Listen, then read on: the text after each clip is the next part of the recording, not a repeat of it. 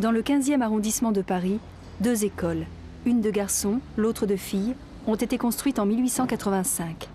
Elles font partie des 300 écoles construites à Paris à l'époque, en moins de 30 ans.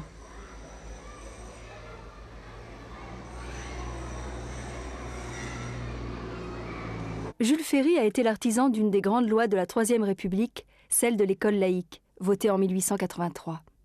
La République n'a alors que 13 ans. Elle a succédé au Second Empire qui s'est effondré en 1870 après une guerre désastreuse où la France a perdu l'Alsace et la Lorraine. Rue Blomet, l'école a peu changé depuis 1885. Mais tout autour, la ville s'est transformée.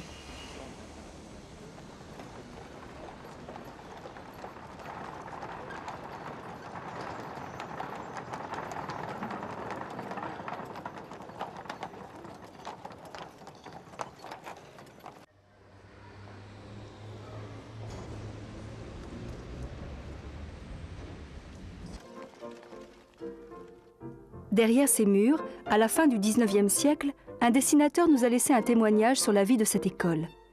La photographie était alors moins répandue qu'à notre époque.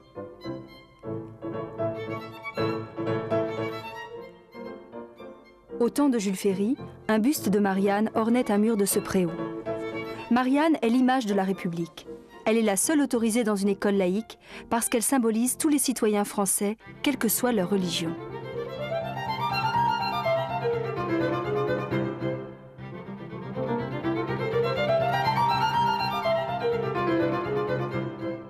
L'Église catholique, restée dans sa grande majorité fidèle à l'idée de royauté, attaqua violemment les républicains à l'Assemblée nationale.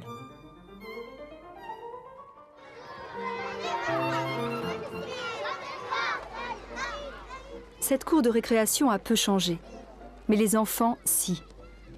Ils portaient tous la même blouse, pour protéger leurs vêtements bien sûr, mais aussi pour renforcer l'égalité entre eux, quelle que soit la richesse de leurs parents.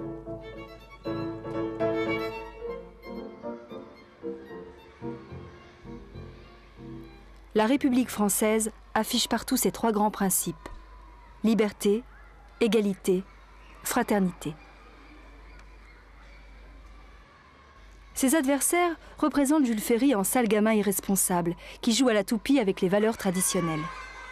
Lui pense au contraire que l'école est le lieu où l'on peut devenir un bon citoyen dans son esprit et dans son corps. Signe de sécurité, on ne saute pas d'en haut. D'accord ? On redescend comme on est monté. S'il reste du temps, on peut remonter une deuxième fois, tant qu'il reste du temps. Depuis l'époque de Jules Ferry, l'école a changé, mais aussi le monde qui l'entoure. Pas un seul crayon à papier. Parce que l'année dernière, on m'a piqué tous les crayons à papier.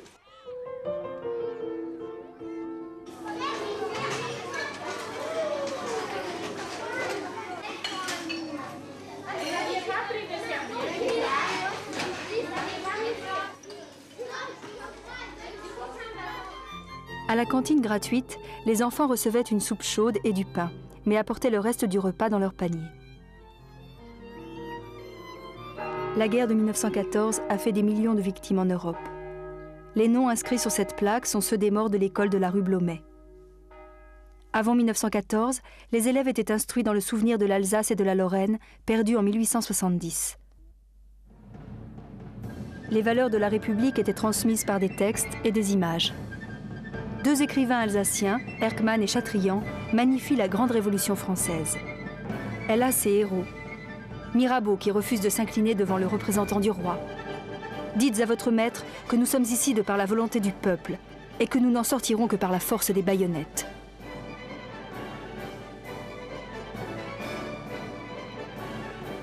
Un jeune tambour, une main coupée par un sabre, bat encore la charge de sa main valide.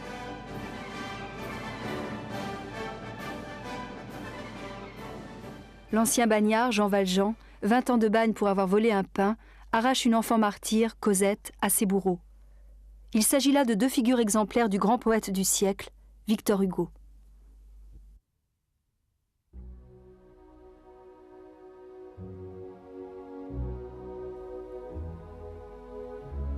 L'école prépare l'enfant aux réalités de la vie.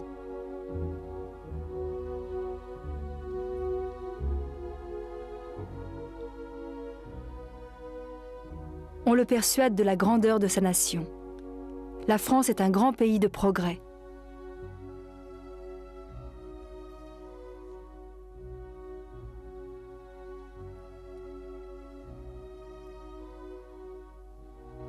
Son histoire est très ancienne. Elle a un grand empire colonial. Tous les matins, en entrant en classe, on voyait une grande carte où la moitié du monde était française, l'autre moitié anglaise, ce qui fait qu'on était assuré d'être vraiment des privilégiés. J'étais à l'école communale de 1933 à 1939, où j'ai passé le certificat d'études et le concours des bourses. À cette époque, l'école communale était le lieu où tout le monde se formait et quittait souvent définitivement les études, après le certificat d'études.